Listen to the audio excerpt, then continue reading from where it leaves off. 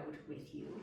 And making this, again, specific for a few clients who are struggling with diastasis recti. That means their muscles in between have stretched apart, usually due to pregnancy, but not always. So while there are no specific core moves that can fix this situation, there are moves that you do with your core that could make it worse.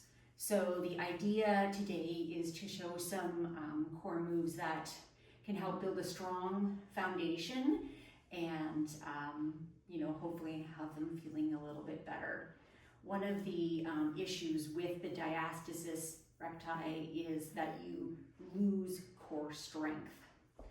One of the markers of this, again, is the gap, but the other part is more of a doming. A lot of women with this scenario feel like they continue to look pregnant, and that plays on their aesthetic and how they feel about themselves, which is completely understandable. So some of the things that we want to avoid, and I'm going to give some demonstration when I let down, is when typically we think of core moves as crunches, but when we crunch, we can often create like a doming,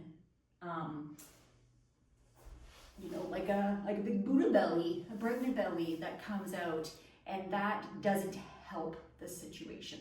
So we are going to work on exercises that maybe don't have that happen as much. Now, of course, everyone is different, and what might work for one person won't work for another. Additionally, because I don't have this issue, I can't see exactly what it would look like. But I'm going to do exercises from what my research has shown can be beneficial to helping a woman who is dealing with this situation. So, we're going to get started. And most people think that core is always crunch, crunch, crunch. But actually our core is everything kind of from our lower, pelvic area all the way up front and back. So we want to strengthen our hips, our glutes, our abdominals, our obliques, all of this space. One of the first things that you can do is by just aligning yourself properly when you're moving. I also want to have you avoid keeping too much tightness in your stomach all the time. It creates too much pressure and it can cause leakage with the pelvic floor. So we're going to get started on our hands and knees today. Just coming into this position and drawing your abdomen in. Now, that doesn't mean that we're, I just said we weren't going to suck our gut in, but just drawing your abdomen in towards your spine is a move of core. You can feel it activating. So doing some cat-cow, although you might not think of this as specific with core.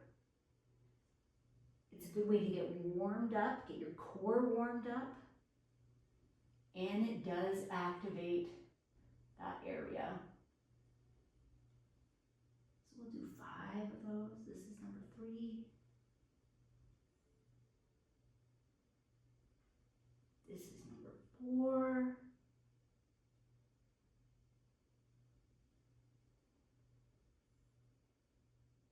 And this is number 5.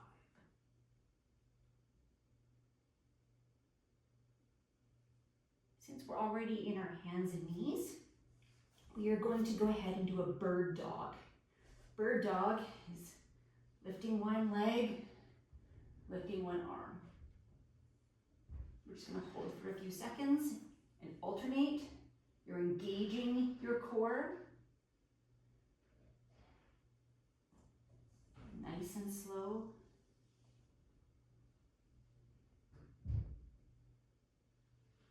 Now, if this is too much, you can start with just the arm. And then you can go to the leg. There's always a way to modify for where you are today. I do suggest that you at least try, because this is where we build strength. We build strength by doing the things that are hard. If we stuck with the easy, that's where you won't see any growth. Come back to this one, and as you know, terrible at counting. And we're going to give our hands a little rest. Move on to our backside. And you've done these with me many times, but we're going to come up into a glute bridge. We're squeezing our bum. We're engaging our core. To make this more challenging of a core move, we can march our feet.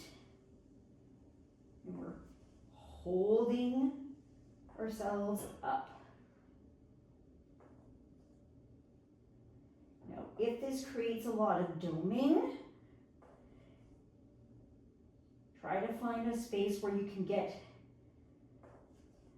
no, I take that back. If you're getting a ton of doming, let me know and I'll find some adjustments for you. Okay, back to our pelvic. We're going to do 4 more marching.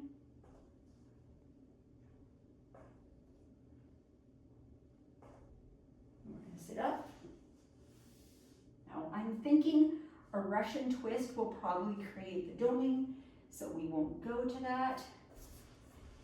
We're going to come back on our hands and knees, and we're going to try a plank.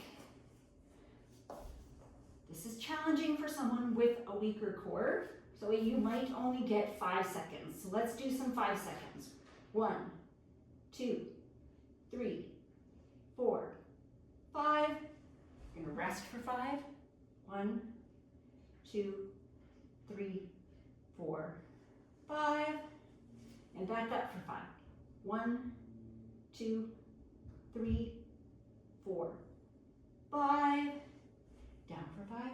1, 2, 3, 4, 5.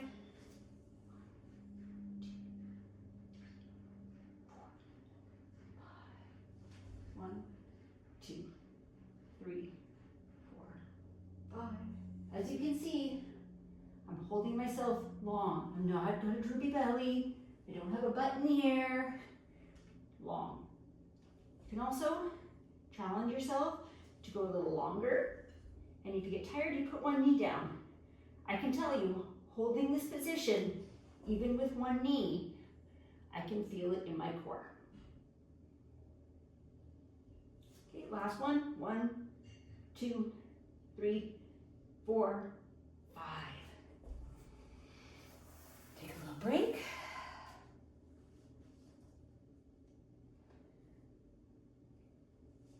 A lot of this, unfortunately, will be on your hands and knees because it just, you bring your abs, your core in versus when you're crunching, it kind of billows out.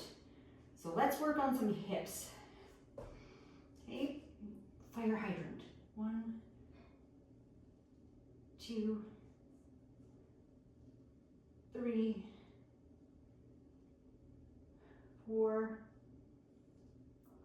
5. 1, 2, 3, 4, 5. You can also do some work on your side, which definitely is easier for the doming. Something as simple as a clam opening. That works your hips and your core.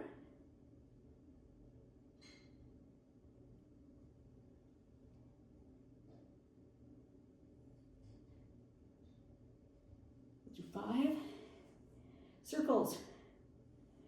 Engages your core. Let's go backwards for 5.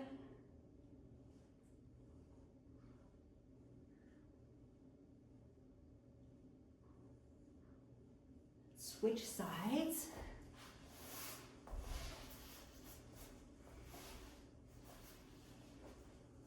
Back to our clam. This is a tough one.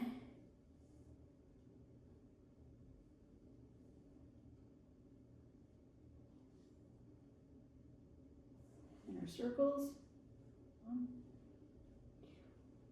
2.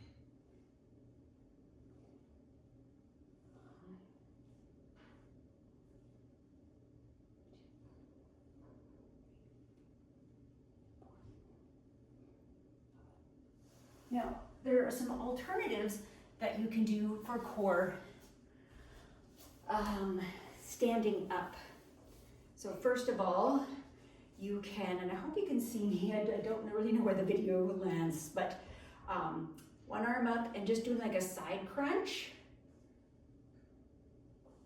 where you're kind of meeting your hip kind of to your ribs.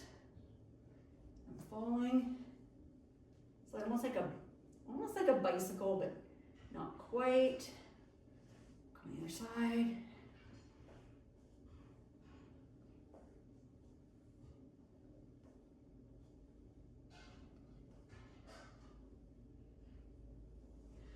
You can also take a small weight, holding your core and moving it around you. Activates your core muscles. The other way.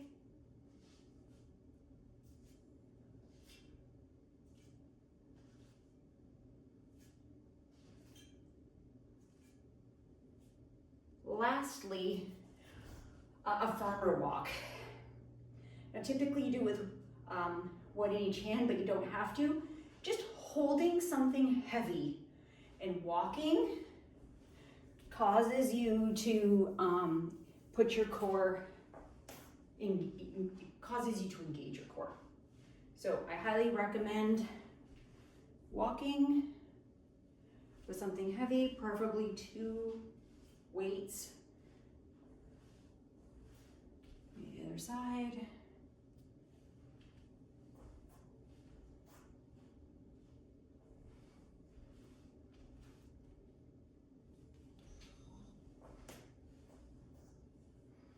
Now, if you're okay with this, you can lift something over your head and back down. That engages the core, but only if it doesn't have you making the doming of your belly.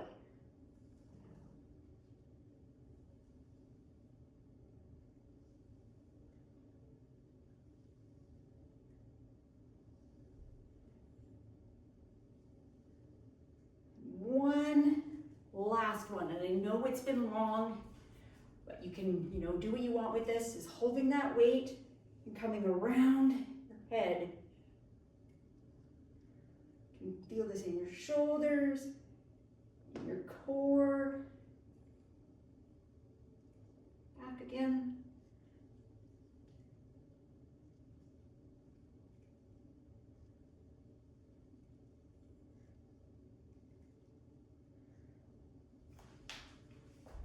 And that's a good start. Let me know how this goes, and we can create more moves as your core gets stronger. Thank you for tuning in, and I hope that this has been somewhat helpful to you.